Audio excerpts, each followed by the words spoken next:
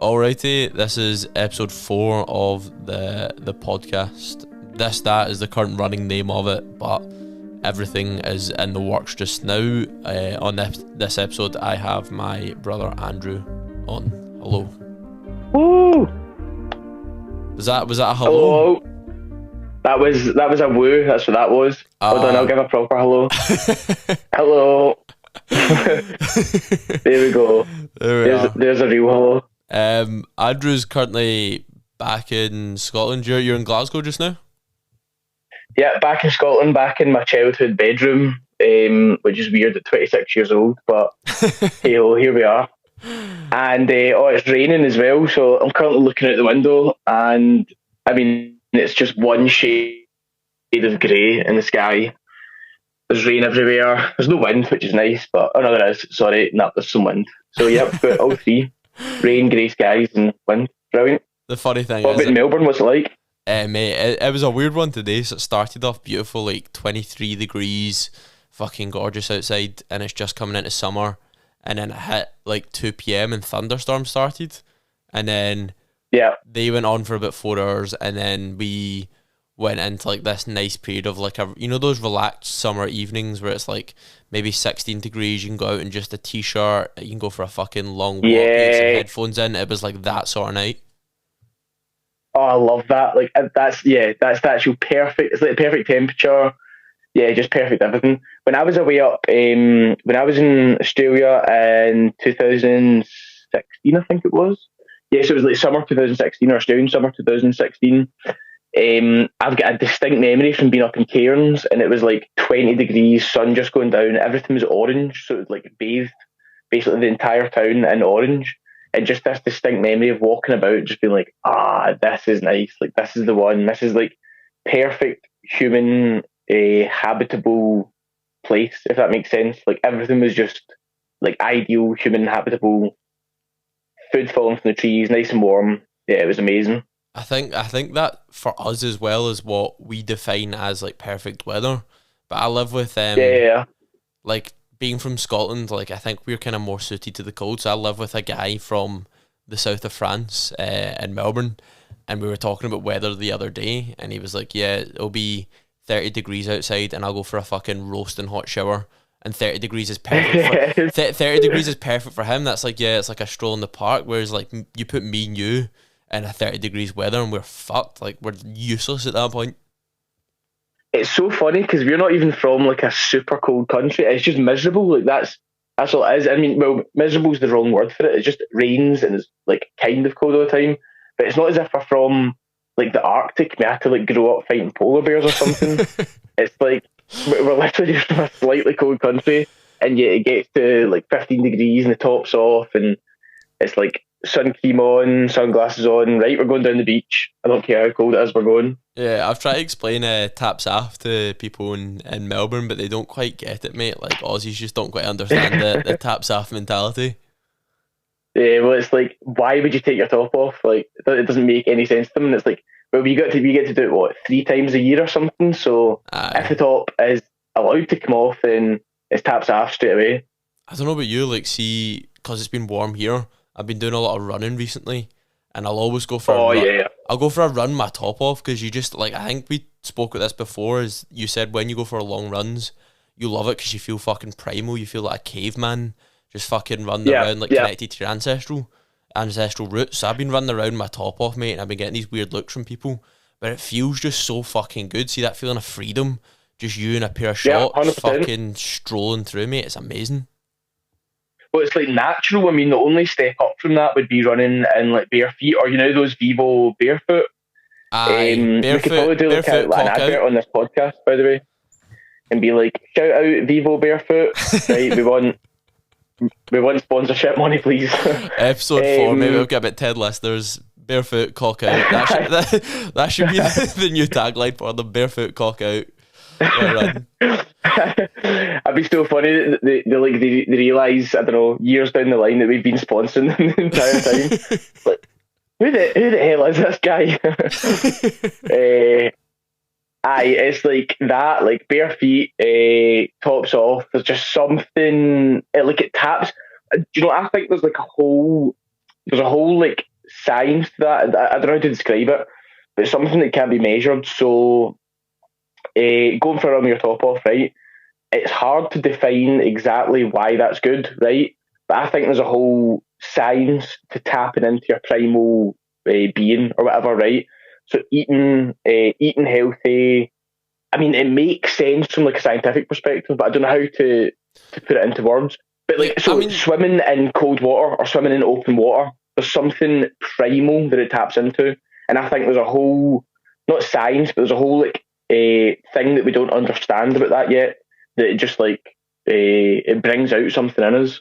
Well, think how long have humans existed for? I can't remember the exact number, but it's like 300,000, I think. Is it 300,000? Let's say modern. And I'm pretty sure it was just pushed back another 100,000 or something because they found a person in Turkey or something like that. Right. Well, let's say that the far end, and let's say at the very least like 75,000. So we'll take 75,000 as the extremely conservative number. 75,000 years we've been running around in the wild fucking hunting mammoths. Like, that's what our body and our minds are built for. Over generations and generations we've built for that. It's only a factor of maybe the past 300, 400 years where we've been in these like stacked up societies in these super busy cities connected to technology and like constantly looking at digital screens and like artificial light and stuff. So I think you're right with that science of like going back to like these natural whole foods, running around in the fucking Cold War and weather and stuff. It's like, it's weird though. Like, do you think that's a spiritual connection, or do you think it's just like a physiological thing? Because it feels almost spiritual to me, like we're connecting to some sort of like ancestral root. So I would say, well, I'd say like what is spiritual? Spiritual might just be the way that we feel that physiological thing. So like spirituality might just be how we feel physiological changes. And the way that I always think about it is, so you know, like before we knew what radiation was, right? So you would just pick up a rock and then like 2 days later or a glowing rock on the ground, and then 2 days later you'd be dead. And everybody would be like, I don't know, you just picked up a glowing rock, and then somebody else would do it and they'd be dead as well. And then we figured out what radiation was. So we're like, oh, so that causes cancer, and it causes it to like develop really, really quickly, and then you end up dead. So before we knew what that was, people just assumed that rock glow, people die. They didn't understand the actual like the connection between that. And even now, there's actually a really cool thing that's just been I wouldn't say discovered, but like proven, which was when photons are observed, they act differently to when they're not observed. So when somebody's actually physically looking at them, they act differently to when somebody's not looking at them. Which is, you're like, what? That doesn't make any sense. And it's like that plays into like this whole science of it's like simulation theory, that type of thing. That's just building on that point of like the photons being observed and not observed. I read a book when I was traveling. I think I was in Thailand at the point, and it really delved into that. So it was an argument between Einstein and I think it was Niels Bohr. So part of it is the wave particle duality. Like, how can light be both a wave and a particle at the same time? Don't really know. And then they conducted these experiments. So they basically have an observer, a light source, and then they would have like two holes for the light to come through. And he'd find that when there was an observer, they could see it coming through a specific hole. But when there wasn't an observer, it could be coming through either hole, and there was equal chance of that. No, so it would look like, so if there's the two holes, when there was no observer, it would just go straight through the two holes, right? Yeah. But then if there was an observer, it would turn into a wave all of a sudden, so it would spread further out. As soon as it went through the hole, it would spread further up and further down, and then there would be more bands of them as well, which is just the maddest thing in the world. Like, how, like, it's almost as if it's like programmed in, as if somebody's went dee dee dee dee dee, and then it's like they've accidentally messed up in the simulation. Like, whoops, we didn't expect humans to get this far. We didn't expect them to see this part of the code. Do you know what I mean? Like, we expected them to still be running about with spears and like picking berries off of bushes. Like, how the hell are they now looking at photons on a magnetic plate? Like, that's nuts. Yeah, it's pretty wild stuff. I can't remember. But sorry, what was your original point? Because I led you off that tangent, mate. The point, the kind of place I was going with that was So we think we understand everything. So we think we understand, how light works, how radiation works, blah, blah. But up until, say, 150 years ago, we didn't know what these things were, right? And then you go back 400 years ago, what was the Great Renaissance, the scientific Renaissance, or whatever it was called, and everybody was actually depressed because they thought they knew everything. So they thought religion was the highest cause, blah, blah. And then all of a sudden, apple falls from tree, hits man on head. Oh, wait a minute, there's actually like a whole science behind this. And then people start to understand there's a full like other thing to the world. I wouldn't want to say we're on the cusp of something like that, but it does seem as if there's scientific discoveries being made now, but we're suddenly starting to understand more of it. So the way I always think about that is like I feel things something, or the way it's like, you can kind of be walking about, right? And then you suddenly turn your head and somebody's staring at you, right? So there was you didn't think I am going to turn my head and there might be somebody staring at me, but you can turn your head and somebody's looking right at you and you're like, that was really, really weird. How come I just suddenly locked eyes out of a crowd of 1,000 people? I just so happened to lock eyes with this one person that's staring at me. Mm-hmm. And it's like there might be a whole science behind that. I'm not saying specifically that thing, but there's so many things that we don't understand that we do, or like things that happen, and there might be an entire body of science or an entire reason for all these things happening, basically. And it's just to kind of finalize that point, is that's where I think spirituality comes into it, is the feeling of running with your top off. There might be an entire reason behind that. Like there might be like, oh, this is you tapping into your blah blah blah, whatever that thing is. That was kind of basically what I was going with that point.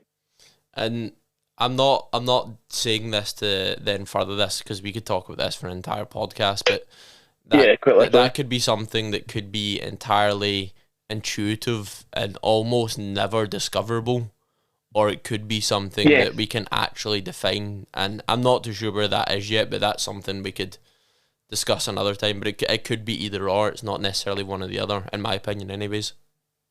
Yeah, I mean, people will try to explain it with science, but it's the same way that people try to explain stuff with religion, like a flood happens or a landslide happens, right? Okay, well, I'm going to explain that with religion. Everybody went, yeah, that kind of makes sense, we'll accept that. So it's the same way, like, oh, why do you enjoy running with your top off? Well, we'll explain it with science. Everybody goes, yeah, okay, it kind of makes sense, but it's not the best explanation, basically. Yeah. I think we'll conclude that, because we have harped on for fucking 14 minutes about absolute nonsense. And I think maybe we could do a nonsense podcast. Maybe that would be I would quite happily come back on for that. We could do that. We could do a fucking weekly nonsense podcast. We just get cunts on, we just talk absolute nonsense. But that's another one. I've been thinking about this podcast and where it's going and stuff. And last week was very structured, as we've discussed. But I want to be a bit more kind of freewheeling with this. So the way I started the last podcast is we talked about coffee. And me and you are, although we're brothers, mate, we're fucking polar opposites when it comes to our opinions. So for me, I'm very, very interested. I'm very passionate about it. I love discovering the intricacies of the coffee industry, and what process, what origin, how dark it's roasted, what are the tasting notes, and so on and so on and so on, because I like getting particular about it. But what's your viewpoint on coffee, and how do you look at it? Right now I'm drinking a white monster, so yeah. Well, I had a instant coffee this morning. Instant coffee with sugar. Criminal. Yeah, I know. I do. So it's like one of these things in my life where if I spend enough time on it, or if I do like spend time looking at it, then I get interested in it. But it's just I just don't bother. Like that's all it is. But if I'm to sit down with you and you go blah blah, like this is what this is, then I do get interest in it. Like I do take an interest, and then like it's like self-directed interest as well. But it's just because I've not spent any time on it. It was quite cool when we were in Thailand. Where were we? And what's that place? It was either Chiang Mai or Pai. Chiang Mai, that was it. And we went to the wee place, and you were like, "Oh, this is why." Like, 'cause there's all sorts. I mean, I was actually amazed that there was so many different types. I was like, "How does this even work?" Because there was like a dark one, and you were like, "This will taste like this," and the light one will taste like this, and then we end up getting like 3 coffees each or something. Yeah. I remember, was that the first day? Or we got a few coffees when we got to Pai as well, but Chiang Mai there was like a fucking, it was outlandish. Pai, it was outlandish how many fucking coffee places there was in Chiang Mai. That was, I mean, it was like the digital nomad's paradise, really, wasn't it? Although, mate, I don't know about you, but I thought Chiang Mai was a fucking ugly place. Oh, it was a dump. I mean, the only place I really enjoyed in Thailand was Pai, and that was just because it was madness from start to finish. It was like straight out, just going cause it every single night. Wake up. Oh, it's a Monday at 9 AM. Right, okay, we're going to go and cause it like straight away. Yeah, like traveling was chaos, and I kind of want to convert this to the topic of the podcast. So one of the topics of the podcast is what I'd initially introduced as careers, but I kind of want to rebrand that more as passions, because I find that more interesting. So careers can be anything for anyone, but careers aren't necessarily what someone cares about. My point being is that when we were traveling, I loved it, but one of the things I didn't enjoy about it is that I didn't have like a larger purpose that was working together, so I felt sort of aimless. Is that something you experienced as well, and is that something that you've then kind of enjoyed, coming back to like a bit of stability and working towards a larger goal? Yeah, I mean, you've literally hit the nail on the head there. So when I was out travelling, what I said to Nick, for the podcast listeners, that was the boy I was travelling with. What I said to Nick and what I was saying to Robin was, when I was away out, like I was more interested in actual going runs and going to the gym and like reading books and stuff like that, rather than actual going out and seeing the places. Then we're going to see these big beautiful waterfalls. I was like, I'm bored. What's the point in this? Why am I doing this? So, I mean, I think it's something that everyone wants in life, and I think for a lot of people, travelling is running away from something, so they don't know, like, the stability that they've had in their life doesn't work for them anymore, and they go, what am I going to go and do? I'm going to go and travel. And I think that's what I was kind of doing a wee bit, like, especially the first time I went travelling, I went for 7 months, that's what I was doing. And then the second time was more like, these are things I want to see before I settle down. And then 2.5 months in, I was like, okay, no, time to settle down, and kind of came back and got into the gym and whatnot. But those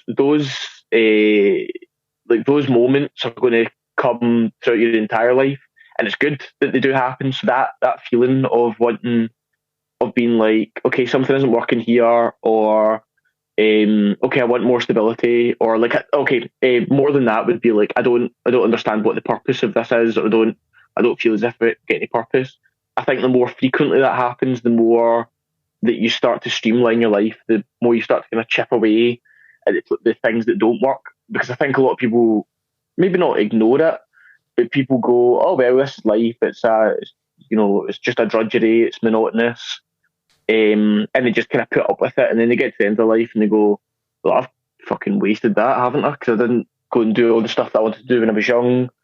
For some people it might work, but yeah, I think the more you feel that, the more you do actually get, like, the more, even just minor things, like I like wearing this type of hat, or like it turns out I actually really, really like doing handstands or something. Like, those are just wee tiny little things that will just add to your life and make it better.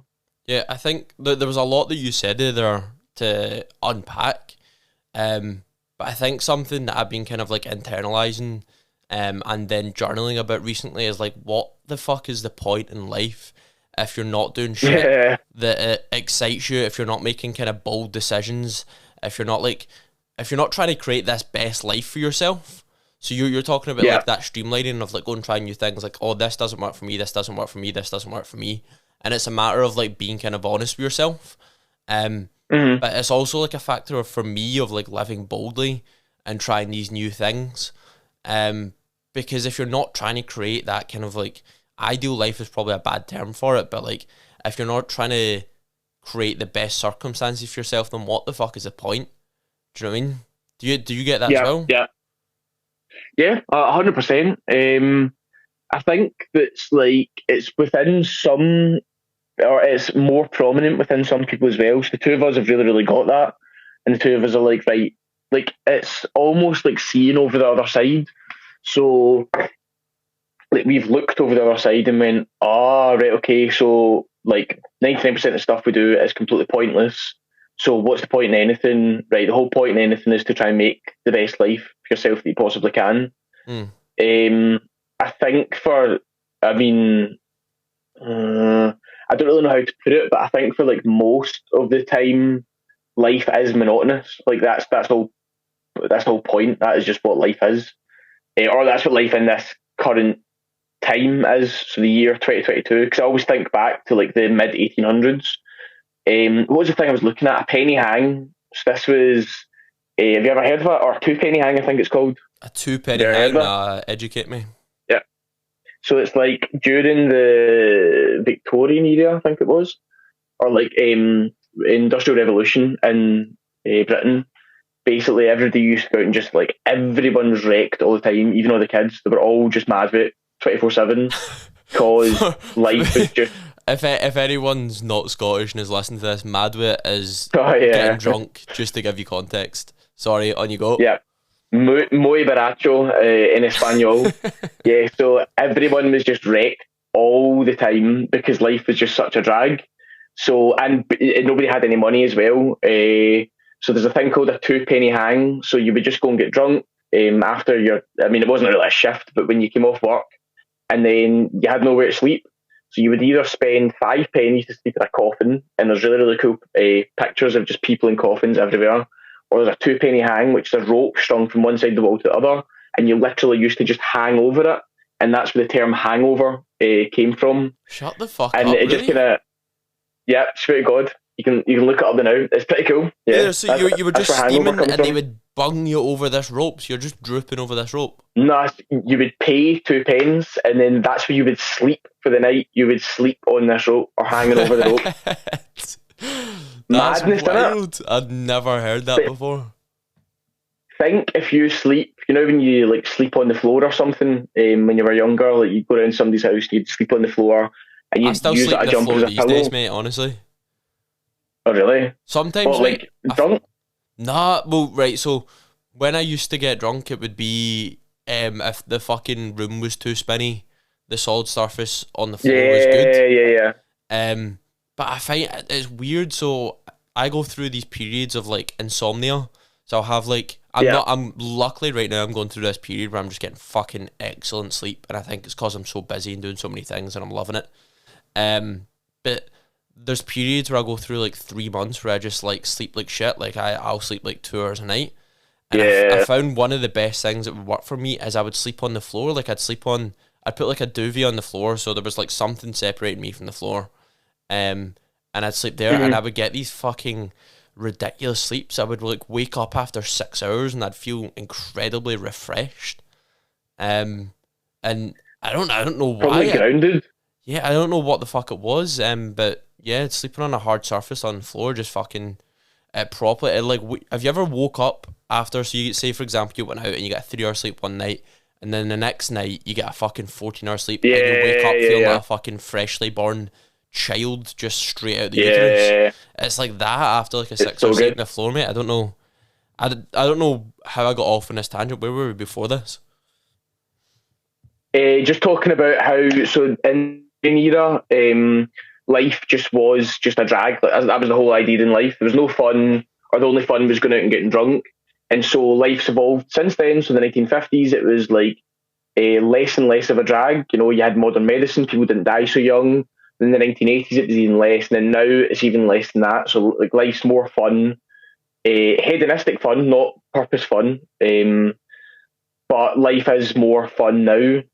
But there's probably 2 ways to look at that. One is it's more hedonistic fun. So that's like more going out, getting drunk, taking drugs, like that type of fun, as opposed to actual purpose fun. So like having children, the rate of people having children is actually going down. The other way to look at it is life conditions have vastly improved, but people still haven't found like an actual purpose to life.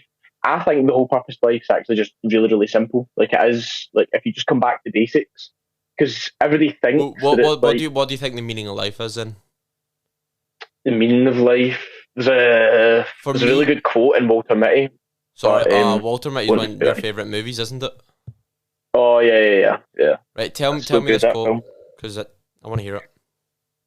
The quote, I'm going to look up the exact Right, thingy here. while you're looking it up, I'll explain my viewpoint on it. I think that people always think about the meaning of life as being happiness.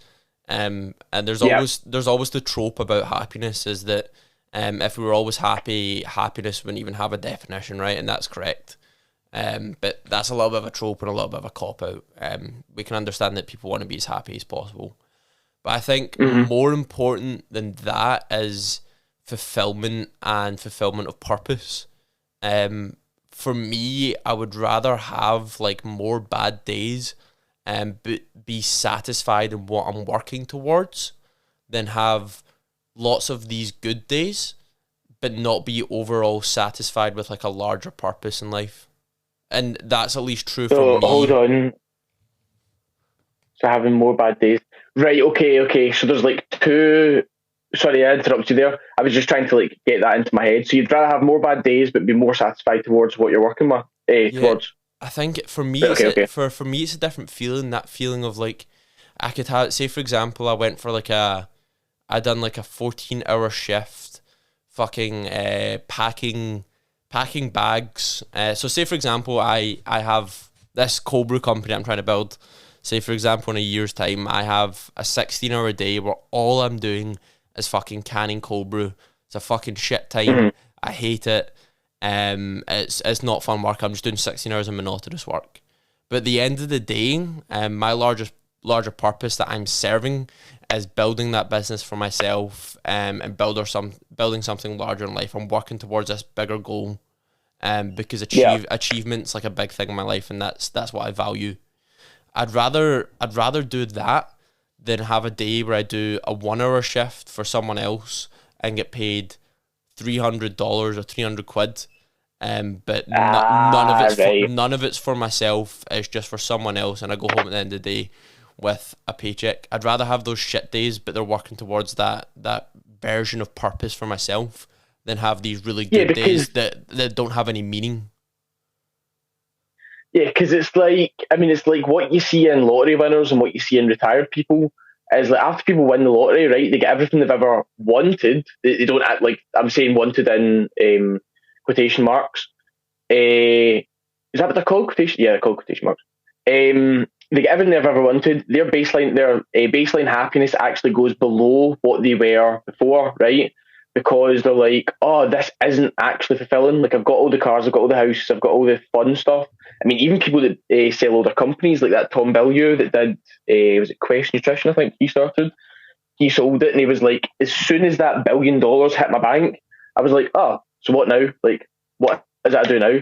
And because when people think about happiness, they think about like keeping up with the Joneses, having nice houses, doing hedonistic happiness, going out and going skiing down a mountain, which probably is quite a cool experience, to be fair, right? But if you look at how the human brain works, it still requires that next hit of dopamine, right? It still requires the next wee little spurt of dopamine into the brain in order to make it consistently happy. And it also has to have a purpose, because otherwise, what's the point in being there? So yeah, I completely understand that. Like, it's more, there's something larger, there's something, it's part of the community as well. Because I mean, humans are like very, very basic, very, very simple to like use organisms, but it's just nobody understands how to actually, I mean, I don't even understand how to use my brain properly, but like nobody actually understands how to just like manipulate that brain in order to work for them. Everybody has it working against them, basically.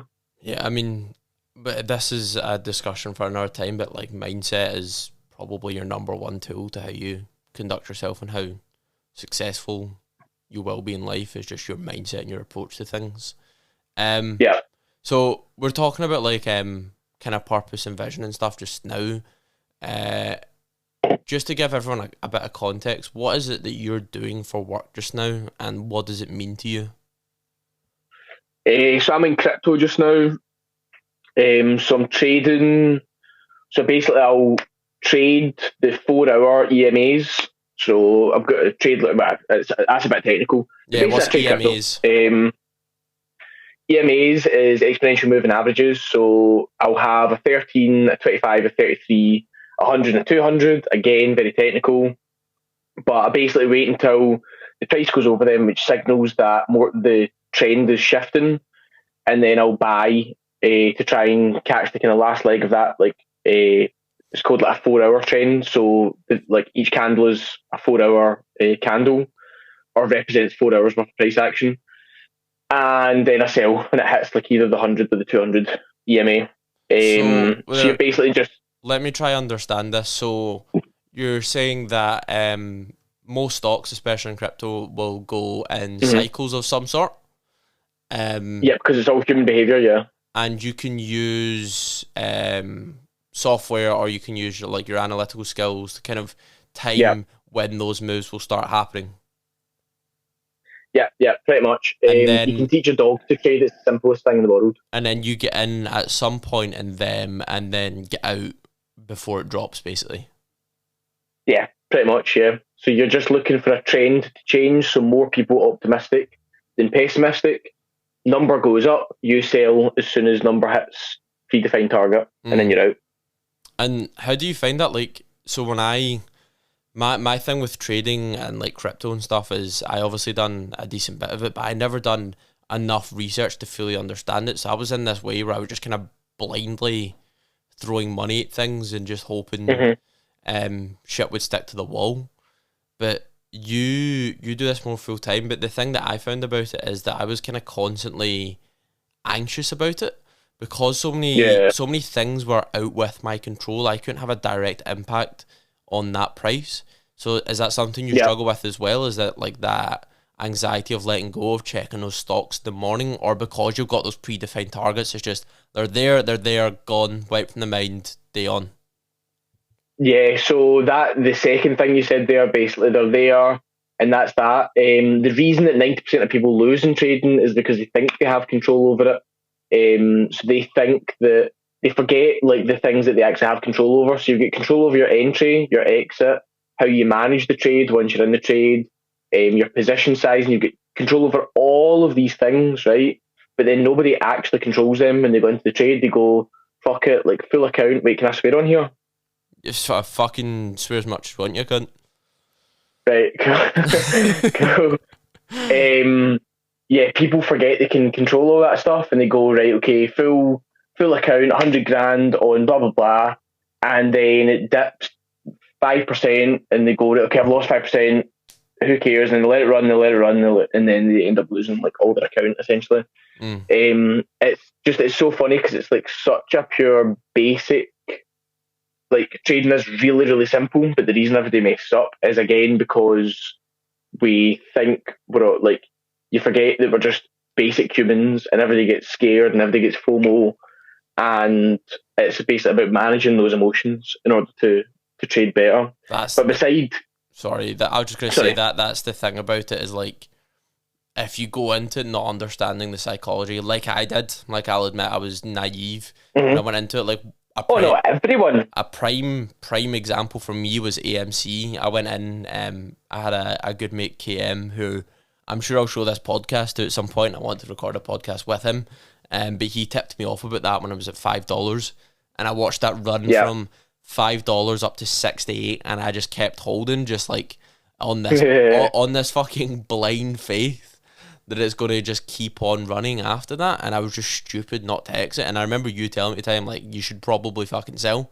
But it's still in profit for me. It's still in the green, but I'm waiting for it to short squeeze, because I don't think it'll go below that. But this is what I'm saying right now is a prime example of me not understanding the psychology of trading and how dangerous that can be for 99% of the people that don't understand it the level that you do.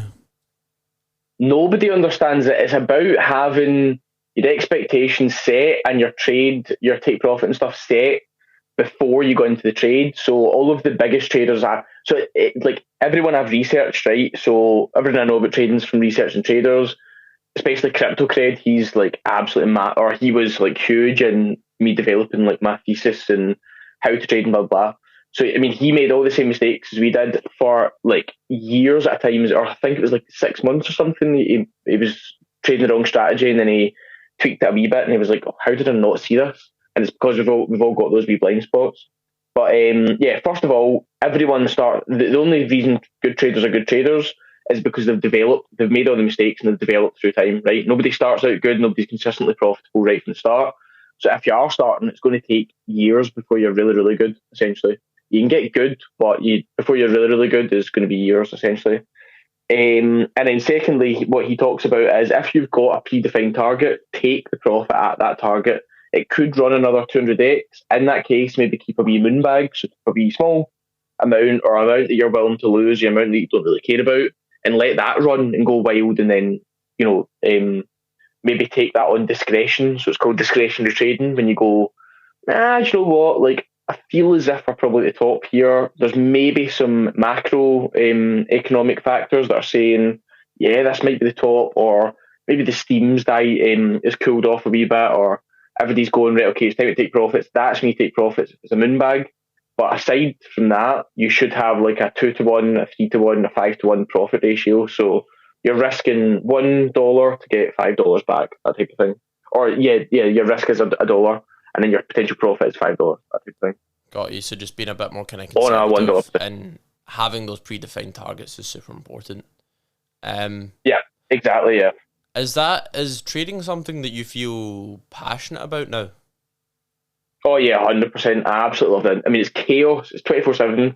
There's always something going on, which is the thing that I love about it. Is it always feels like the end of the world or the beginning of something new. So, like, for example, right now there's like a whole feud going on between FTX's Sam Bankman-Fried.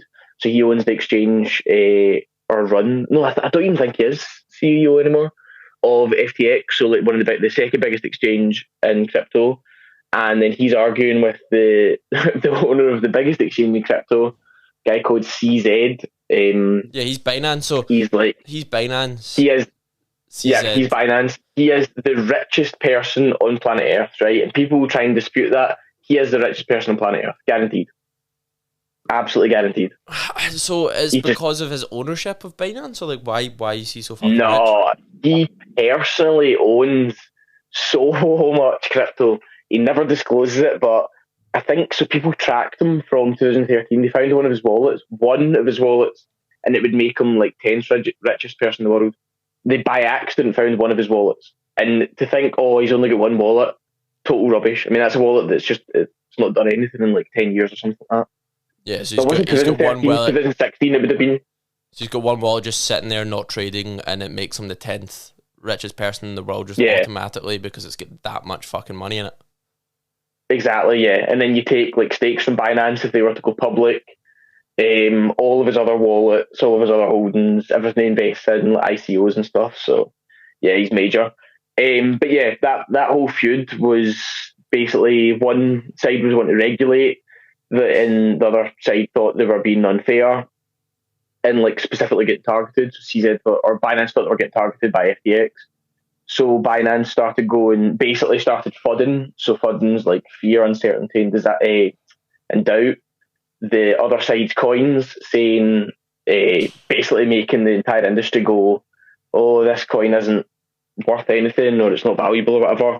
So they started dumping it basically, and it's just another day in crypto essentially. I mean, you've got like the Luna collapse. The past 6 months, you've had Luna collapse, Dealers Capital collapse, Alameda looks as if it's about to collapse. All these big hedge funds blowing up. Like, it's just constant stuff going on, constant fun. I absolutely love it. And the potential, so the thing that really, really kind of keeps me in it is the potential for it. So it's Internet 2.0. So it's like the next iteration of the Internet, or the start. In fact, it's bigger than the start of social media. It's like the next industrial revolution, essentially. And for me to say that, people listen to this podcast would be like, yeah, very good. Yeah, this guy's telling us it's the next internet. You know, who's he to say? Right, okay, well, if we take a wee step back and we go, okay, so what companies invest in it? And you go, every single massive social media platform integrating crypto and NFTs, right? Facebook, Instagram. For the next 2 weeks, we'll have NFTs on Instagram, 2 weeks, right? Then you've got all the massive hedge funds that are getting into it. So like BlackRock, right? Their average customer base is 150 years old. Like, everyone that invests in BlackRock is has been retired for like 30 years, right? So these are like old school guys, and they are getting into crypto. Bank of America, Citibank, they now offer crypto trading.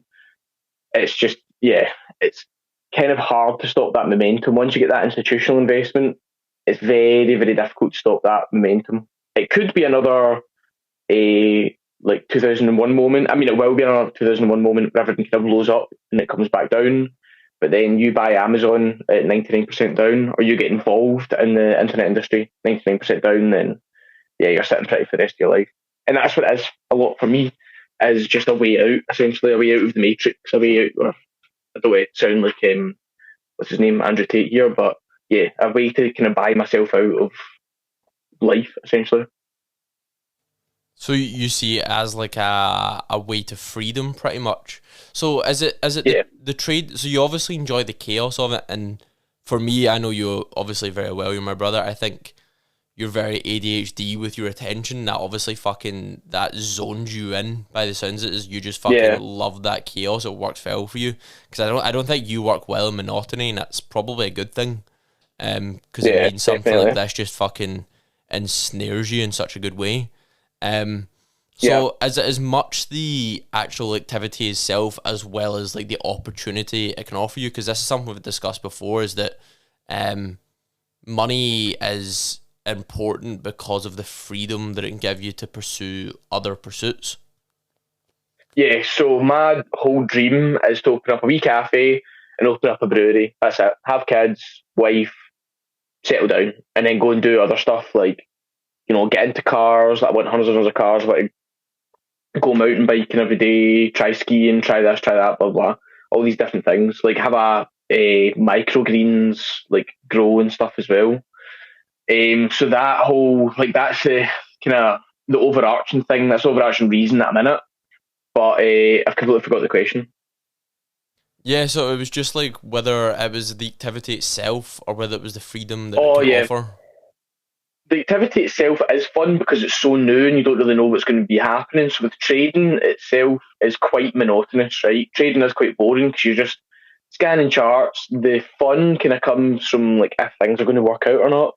So you go, it's like, will this coin hit the EMA and then you hit your take profit, or will it like drop straight before it hits its EMA, and therefore you never get your take profit taken and your stop loss gets hit. So it's interesting in that way that anything can happen with trading, but the actual act of trading is quite monotonous because it's just looking at numbers, looking at charts, and then doing whatever the prescribed thing to do given the information is. NFTs are really, really fun. And I think NFTs are like Bitcoin 2013 or even before that, because the amount of, the active wallets like 4x increased as soon as Reddit came on. So, I mean, there was literally 1 million people trading NFTs in the world. That was it. I'd say NFTs is where like my actual heart lies because there's just so many cool things that you can do with it. Like if you own a specific NFT, you get access to conferences, blah blah, from owning a silly little picture online. Like that's pretty cool. That's where I think that's where the real utility and mass adoption will come in. Yeah. Is once that's introduced to tangible things that people can understand. So I can't remember the company, but there's a company in America, and you might know the name of them, but they have exclusive access to a few of the major sports leagues. And something they'll be introducing in the future is if you have an NFT, say, of fucking Tom Brady, then it means you'll get access to 3 games at the box, and you'll get to meet Tom Brady at the end of the year, for example. And also with them, that value of the NFT can change depending on that player's performance throughout the reel. So it's not just that access; it actually is like an interesting bet as well. And people love getting involved in sports. Think how fucking passionate sports fans are. It's just like another way for people to be more engaged through a digital means and actually invest in the team as well. Well, also from an investment perspective, NFTs are the smarter investment than crypto because, so what had the biggest runs during that bull run there was MemeCoins, right? So Shiba Inu went God knows how many percent, right? I was just lucky to get in on that. Dogecoin ran, like all these memes ran, and it's because that's what people like. People don't like to talk about the fully diluted value of a coin. Like, nobody actually cares about that. Everybody cares about, haha, this has funny picture and I get to meet Lionel Messi. Like, that's more fun than I own £1 million of Solana coin. Like, nobody cares. So NFTs is where, like, what's it called, the tire meets the road, I think the phrase is, in terms of onboard and retail, because people are going to, like, nobody's going to buy Curve Protocol DeFi coin. They're going to buy a funny Doge Rocket House tree coin because everybody else is doing the exact same thing, and it's funny to have like that NFT as opposed to some sort of stupid DeFi protocol that nobody cares about. I mean, yeah, people underestimate the power of like memes and just like authenticity. Like I think that's why people like Elon Musk and just like public CEOs are so incredibly successful, is because there's that layer of transparency that we've never ever had before in business. Like before, business used to be this thing where you have to seem professional, you have to wear a suit and tie, you have to conduct yourself properly, you have to do proper dresses, and now we've got, I think, the richest man on the planet ever consistently posting memes, flaming people on Twitter, just having a fucking laugh, like making flamethrowers, like. Not just Elon Musk, because I don't want to seem like an Elon Musk fanboy, even though I do like him. Like, I love the shit he does. But I think it's bringing in this new era of, like, transparency and authenticity and reminding ourselves that these people are real fucking people. Like, they have fucking lives. They're normal people. We're having a conversation right now. People fucking swear when they're having a conversation. Like, exactly. That's something I appreciate massively about how people conduct themselves, is, like, how authentic and transparent they are with things, and that's like a big buy signal for me as well. If people are like that, I'm like, shit, that's cool as fuck. Actually, yeah, I'm gonna get in that. Yeah, and I think there's a push from the other side. So that's the pull towards that type of thing. There's also a push from the other side whereby people have distrust of people in suits now. Nobody. This must be the highest level of distrust in politicians ever, right? Nobody trusts, and I'd say again, quotation marks, the elites. Nobody trusts politicians because they've just, like, the whole system is a scam. Like, the entire thing is just one giant scam to deplete your savings, to get you to work forever, blah, blah, blah, right? I don't think it's actually that bad, right? Because it's just life. It's just the base system we've got, basically. But when you look at it, like, the whole, especially if you go over to the US, the whole thing's a bit of a scam. So people are looking at that and going, I hate this way. What's the way out of that? Oh, well, this guy is shooting flames at a flamethrower and, exactly, roasting people on Twitter. Like, that's hilarious. I'm going to pull towards that because it takes me away from the whole, like, vote for me because X, Y, and Z. Like, people, that's why Donald Trump was so successful. He was just candid, he was authentic, and he just went, do you know what? I don't like any of the elites. I don't like the way the system's been because it just rips you off. So this is what I'm going to offer, and people went for it. That's why he was successful. Yeah, Trump's an interesting one. Like, he's so fucking polarizing. But I was listening to, I've been watching like a shit ton of stand up recently, and there's this American one called Shane Gillis. I'm not sure if you've ever heard of him. No. He's an American comedian. He's fucking hilarious. You'll actually love him. I'll send you it after this. But he does like a 20-minute bit on, he was just like, can we admit that Trump was hilarious? And he talks about how in his like first presidential election, how he just like argued with people and was just like, everyone would be like, I'm Robin Crusoe and I stand for religion, and I'm Ted Cruz and I stand for education, and Trump was just telling people to fuck off and calling their wives ugly and that. Like, he's off his nut. Just off his nut, and people were like, oh shit. And it's like, people don't need to go as far as Trump, right? Trump was very polarizing in his opinions and some of his statements about things, but it was like the fact that he was like an actual real person that people love so much. Do you know what I mean? And if there's more of that with people, then I think that will be like a surefire way to success. And that's part of the idea behind this podcast, is that I actually have no idea how to fucking get this business going and scale it. I'm still learning. I'm still educating myself. I'm getting support from the government, and it's all a process. And the entire point of this podcast is that that's all transparent. So someone looks back from 3 years from now, and that's this massive cold brew company. They'll be able to look back at episode fucking 4 with my brother and be like, oh shit, he actually had no idea what he was doing at his point. Maybe I can do that as well. He's a real person. Yeah, this is very much like the Andy Frisella. So if you listen to the very early episodes of, what's that podcast called that's going to annoy me? Andy Frisella, he does... Is he the dude that does 75? He's not... Is he 75 hard? 75 hard, yeah.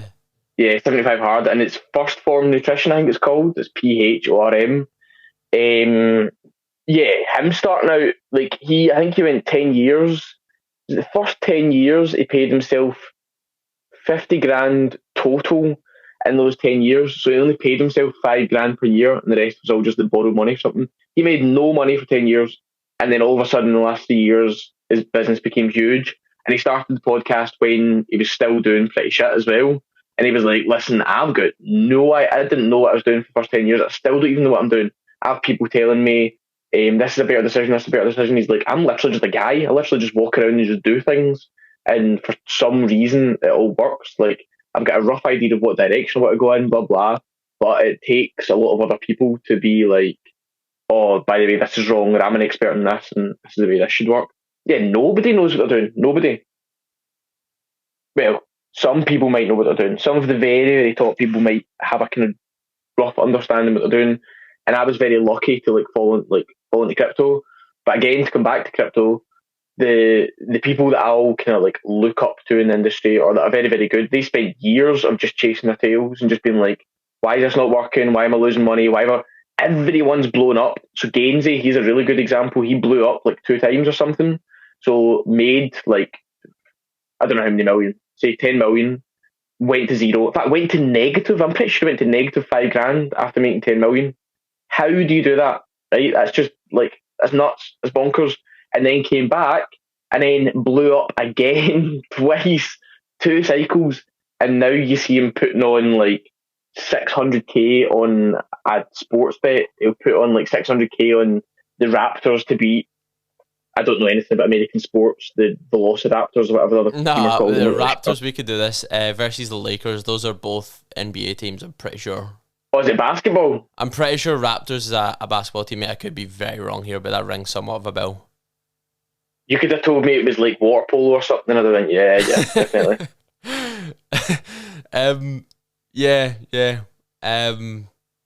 I love Gainsey. With that as well, he's another example of someone that's super transparent as well. He's a bit of a cunt as well, and I quite like that when people are very resolute. I love people that are fucking original. I'm reading a book called Originals just now. I think it's by Adam Grant's the author. Adam Grant? I think it's Adam Grant. Hold on, I've got my fucking bag here. Adam Grant, the economist, is it not? The theory of comparative advantage. I'm pretty sure that's Adam Grant. Yeah. Adam Smith. Adam Smith's the economics dude. Adam Grant is the author of this book. Theory of comparative advantage. Right, Adam Grant, cool. I'll try and read some of his stuff. Yeah, I think you'd love it. There's a lot of interesting things. There's a part in it where he's talking about a guy pitching a business. And he said this guy pitched the business, and his first couple slides were reasons not to pitch, not to invest in his business, and that ultimately led to success because they started reasoning with him and they started looking at that as a solution. There's so much smart. There's so much interesting shit in this book, honestly, and it's just about people that are truly original. And I think that's part of that transparency and that authenticity, is that's really fresh and original. Not many people do it right now. So I fucking love it because it's just people being exactly themselves, and that's what originality is. So there's that literally just reminded me of something there. Why are rock stars so what do you call that? So looked up to, and so all the girls fancy rock stars are used to back in the day, right? Why is that? Because they've got fucking status. No, because they have taken something that was traditionally nerdy, right? So pre-1950, 1960, whatever, that like playing music is a very nerdy thing, and it's like it's a thing you really have to put yourself out there. You are the one that's playing the song. If you mess up, blah blah. So apparently the reason that everybody looked up to them, or that everybody fancied them so much, is because they were so authentic. They were just being themselves. They were doing something they're really, really passionate about. They were showing their true colours, and everybody gravitated towards that. Apparently that's why. I just remember reading that ages ago. Rockstars, what was the other one? F1 drivers or something? There was another weird one, and it was why was everybody attracted to them. On the note of F1 drivers, there is I think he's in F2 just now, but there's another guy called Liam Lawson. Oh, really? Yeah, he's famous, mate. Look him up. 19-year-old Kiwi. Also Aussie a massive driver. So, mate, I'm gonna have to build this business into something huge to overtake him in the Google rankings, because I think he's like 4 years my junior and he's overtaken me. God bless him though. Like, it's scary getting old, by the way, isn't it? If someone's got the same thing, I got to support him. But yeah, it is scary getting old that there's someone 4 years younger and massively more successful. It does make you kind of look at yourself and think about things. Pretty sure there's 16-year-olds playing in like the Premier League and stuff now, is there not? Oh, it was a heartbreak, man. I remember being like 17, 18, 19 and like playing football when I was younger, and then you see like people like Mbappe coming in, he's on like 250 grand a week, absolutely balling at 17, 18. You're like, oh fuck, that guy's actually younger than me and doing this shit. Yeah, it's ridiculous. But I mean, it's never started, like everyone has different paths in life, and it's not say one way's better than another. Like, we can't judge them fully on their football ability. There was a guy, what was his name? He was blown up with Manchester United. Mason Greenwood. He was just absolutely balling, and it turns out he was like he'd like beat his girlfriend and stuff. Jesus. Yeah, my point being, I'm not going to get too deep into it, but the point is that you can't always like judge someone just by the success that you see on it, because you don't know what they're actually like as a human being. Yeah. Because I mean, what matters most for me, anyways, like, yeah, like the impact they've had, but the content and their character as well. Not to seem too Martin Luther Kingy, but yeah, I think that's most important.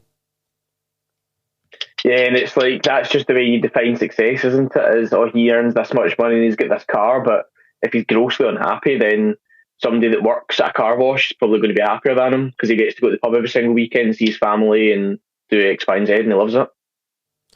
Exactly. Anyways, we have got massively off track. This podcast has fuck all to do with much of what it's supposed to do with, but I actually love it because we're getting into really interesting conversations. I think the conversation's been great, but yeah, sorry. So like, I mean, just to give it some semblance of maybe what it's supposed to do, I'm gonna just ask for like 2 minutes. If someone was to get into trading, for example, for the first time, what would be, say for example, 2 or 3 don'ts and 2 or 3 do's? What would be like 3 tips of advice? Be like, definitely do this. Maybe people to follow, people to watch, and 3 don'ts. And say, for example, they had £1,000 and they were starting a week. What would you give them advice in 2 minutes? Okay, so number 1 is don't listen to a word I say. No, I'm kidding on. The do's. So do spend time studying. So yeah, so don't just jump in. Do spend a lot of time studying and learning what you should be doing. Oh, here's another massive don't, right? Don't follow, see that they're called moon boys. So like people are like future billionaire, like buy this coin that will make you a millionaire, it's going to go 50x. 99.999% of the time, those coins will not do 50x, and it's somebody that's looking to get rid of their bags. So don't listen to the moon boys. Do learn how to understand who's been authentic. Again, it comes back to authenticity. So who's actually telling you the right thing rather than what you want to hear. So the right thing would be like, listen, macroeconomic conditions are really, really bad right now. You might be worth just sitting out the market rather than KDA is going to go 100x here, quick, jump in. Otherwise you're going to miss out, FOMO, because they're just preying on you. It's pure just manipulation. Do try and cultivate a passion for the industry, I would say, because in order to actually sit through all this shit and losing money, you're going to lose probably about 80% of your account, guaranteed. Like from my peak, I'm down like 56, 60% easily. And that's me, and very conservative. How long would you give someone to understand whether they've got a passion for it or not? How long would you give them in that environment? You probably, I mean, I knew straight away. I loved it because just all of the little different buttons that it hit in my brain. But to really, do you reckon it's just an intuition thing? Like it's something you either it is a very intuitive industry. Yeah. So there's no like definitive, there's no framework to it. So you really just have to like kind of feel it. Basically, you just feel it through your fingers and be like, I like this. I like how crazy this is. Or listen, this really isn't for me, and I'm going to go and do something else. Both equally, acceptable. Okay, completely there for you. What's your goal? Are your goals for the future to fucking trade up to a massive bag and then get the fuck out? Yeah. Get the cafe open, get the fucking microgreens, get a brewery, just fucking delve into all these different interests and fund them. Yeah, 100%. I'm in it for the money. Like, I love it, but everyone is there to make money. Every single person, right? There's no two ways about that. And whatever your views on money, you can shut up. Money does buy happiness, or money buys you your way out of the matrix. I'm not saying it's everything, and I think people conflate money with, the people that drive around in Lamborghinis and stuff like that. But yeah, money buys your way out of the system. It buys your way out of the, being in debt, not being able to pay bills, blah blah. Like, that is what money is to me, 100%. So yeah, buy my way out of the system. I keep sounding like Andrew Tate here, but yeah, be able to a scumbag in training. Like, exactly, but like if I wanted to go to see the Northern Lights, be able to pay £2,000 for like a big warm suit, some new boots or whatever, to go in some big like woolly socks, and then the flights there, the flights back, accommodation, like simple things. No, same simple things like that. But then also to like, take care of other people as well. It's just about the ability to act on a whim. And people, as you said, people conflate the idea of money with like Lamborghinis and stuff, and like that doesn't necessarily translate for everyone. Like, money can be used in so many different ways. Like, for us and for me, I know it would be used for experiences. It would be going to Spain for a year, learning how to speak Spanish, hiring a personal trainer to teach me how to do MMA, fucking going on mad fishing trips, like shit like that. That's my idea of what I'd use money for. I'd still kick around in fucking like a basic t-shirt and a pair of jeans and a pair of fucking 6-month-old Reeboks. Probably the same Casio on my fucking wrist as well. But it's just like money translates differently for different people. And I speak to some people, like I'm in Melbourne just now, and it's a rather left kind of society here, as it kind of is in Glasgow as well right now. And a lot of people are like advocates for socialism and communism and stuff, because that can fuck off as well. Yeah, I think it goes back to this idea of like purpose. People love having a purpose in life, and I think that's what that comes from, is that they are adding to that purpose. Something larger, yeah. 100%. But for me, I honestly think most people, when it comes down to them, money would corrupt their views somewhat. Like, I think if you took someone that was, say, for example, a communist, it's actually just because they're working a job and they can't see their way out of that. If you gave them like $1 million tomorrow, they wouldn't be like, oh, I'm going to fucking donate that to charity and try create this better economy. They're like, nah, I'm going to go and fucking get drunk and buy a Ferrari and enjoy myself. Like, it's... Right, but and the fact that you understand that, so if somebody gave you £1 million tomorrow, you'd be able to use that better than somebody who hasn't come to terms with their own morality, human instinct, right? Yeah, morality on it. Like, I can admit that I'm not like the most morally correct individual on the planet. Like, that doesn't mean I'm a neither am I. Not even close. I would never treat anyone like shit if I can avoid it. I'd try not make other people unhappy, but someone offer me a bag to go and enjoy myself, I'd take that bag and go and enjoy myself. Yeah, but you're still going to put yourself before other people in quite a lot of situations. I would do the exact same. And the fact that we understand that, we're like, okay, so now we're coming from a position where we know what we're like and we know how to navigate that, rather than being like, I'm a communist. Oh wait, I've got this money. Right, okay, I'm going to now feel terrible about myself because actually, what I really, really want to do is go and buy a big Ferrari and live in a big house. Fuck off, and then you just end up feeling terrible about yourself for the rest of your life. So yeah, 100%. Yeah, I think we're on the same point with that. I'm gonna have to. So, I'm in a share house just now, and it's currently getting near the time where everyone's going to bed. So I've got about 5 or 10 minutes to wrap this up because I don't want to be fucking booming with an actual Scottish voice right through the walls because you just feel sorry for them at that point. So, I'm gonna round it off the way I rounded it off with Dylan. Actually, give me your quick fire views on how you look at self-development and tell me one thing that you've been doing recently that you think has been improving yourself or maybe changed your perspective on things. Okay, so self-development, quick fire views is I don't believe it's all great because the more introspective you get, the more confused you get about the world. So I do agree that self-development is crucial and I do believe it does help. But I think without correct framework, you can just end up lost, or I can specifically end up lost because you don't really know what's right and what's wrong because there is no framework to life. Like nobody's giving you a framework to life, so you're not really sure what direction you should be developing in, if the way you're developing is correct, blah, blah. But I do believe overall it is good to spend that time and like work on yourself, specifically if you do have problems. And what else was it? Oh yeah, the thing that's one thing that's improving your life recently. One thing that's improved in my life. Or what one thing that you've instituted in terms of a process that's maybe improved your life recently? Probably receiving gratitude. So when people say thank you to me, like me actually understanding that they're saying thank you for a reason. So they're actually going like, thank you for doing X, Y, and Z. That must have mean that I've done something for them.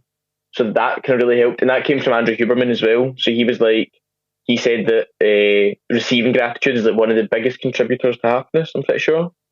And yeah, that's really helped me. So that's something you're like, I mean, I've never even thought about this before, but you're now actually conscious of any time someone says thank you and you're thinking, okay, what are they thankful for? And they're actually taking the time to be grateful for whatever I've done for them. So I've obviously done something well, or I've done something that made them happy. I've done something that's contributed to their life. So it's just like appreciating your own kind of contribution to other people as well. Exactly, yeah. It's like your contribution to the world.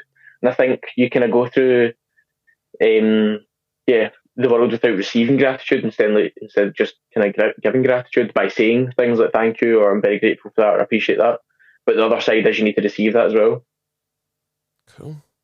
I love that. I'll try to be more cognizant of that in the future.